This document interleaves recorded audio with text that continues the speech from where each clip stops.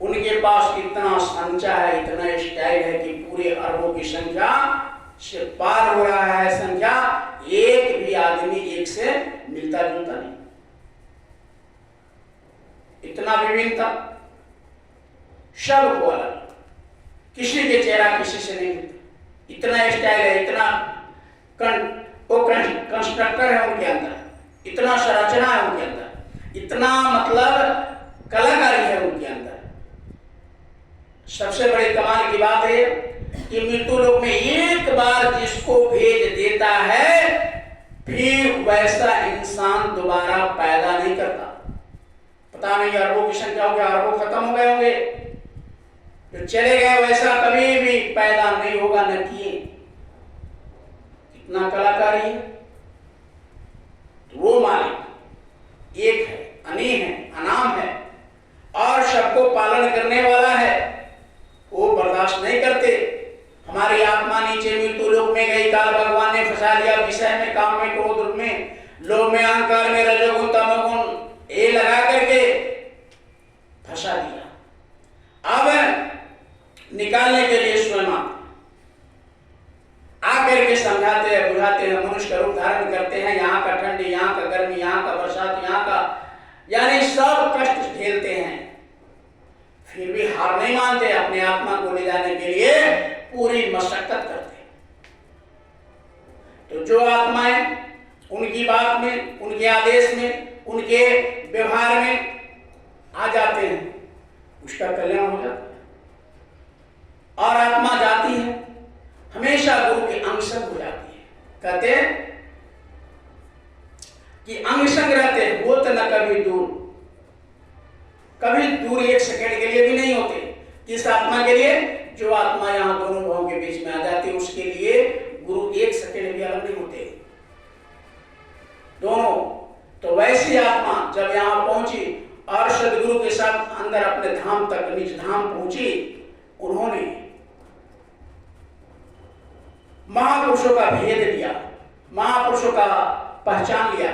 वो तो समझ गई, वो तो वहां पहुंच गई, लेकिन वो जब पहुंची तो उन्होंने देखा भाई कि जो साधक साधना कर रहे, जो साधना करने वाले लोग हैं और घाट पर नहीं पहुंच पाया, तो उसको कैसे बल मिलेगा?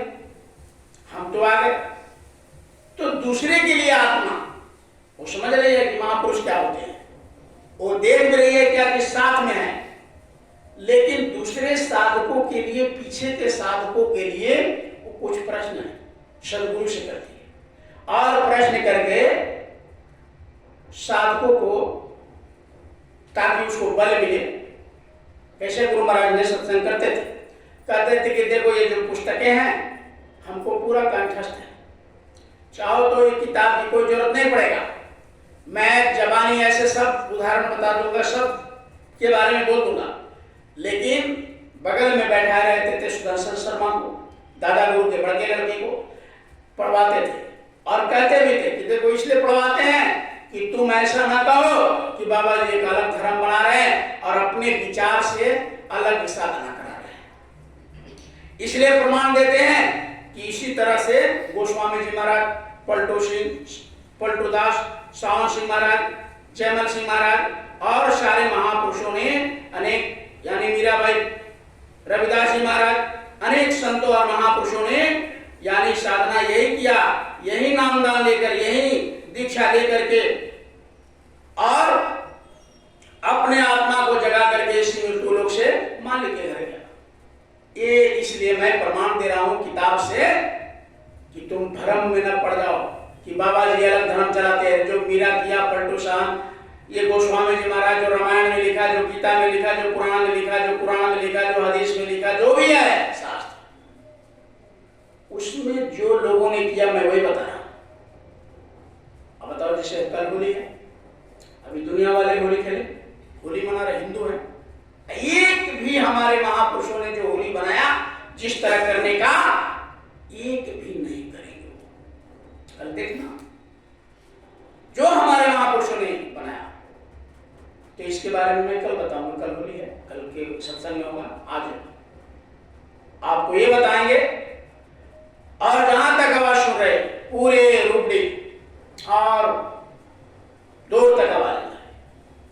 आप सभी प्रेमियों से आग्रह विनती है कि थोड़ा सा ध्यान लगा करके वचनों को सुनेंगे, क्योंकि हमारे गुरु महाराज ने कहा कि इस आत्मा के कल्याण के लिए तुमको ना घर छोड़ना, ना मकान छोड़ना, ना दुकान छोड़ना, ना नौकरी छोड़ना, ना कोई, बस थोड़ा सा टाइम निकाल करके सुबह और शाम को दिन भर अपने काम करो, बाल बच्चे की सेवा करो, रात में आओ, आए गए की सेवा सत्कार करो। जब बिस्तर पर जाने लगे उस समय कोई काम नहीं रहता है, उस समय इस प्रभु ने जो शरीर दिया उस प्रभु को थोड़ा याद करो, थोड़ा उनको भजो, उनको याद करो। अगर इतना नहीं कर पाते हो तो तुमको मनुष्य चोला में रहने का कोई अधिकार नहीं है, और फट निकालेगा आत्मा को ले जा करके, फिर से मनुष्य शरीर नहीं देगा, बैल में, बकरी में, कीड़े मकोड़े में, सांप गुजर में डाल देगा। आपको मनुष्य शरीर नहीं मिलेगा। ये गुरु महाराज ने साफ साफ कहा, और यही चीज हर शास्त्रों में, अपने किताबों में देख लीजिए, यही बात है। भगवान राम ने खुद सबरी को कह दिया, क्रम प्रदान विश्व रखा, जो जस करे फल सो फल चखा।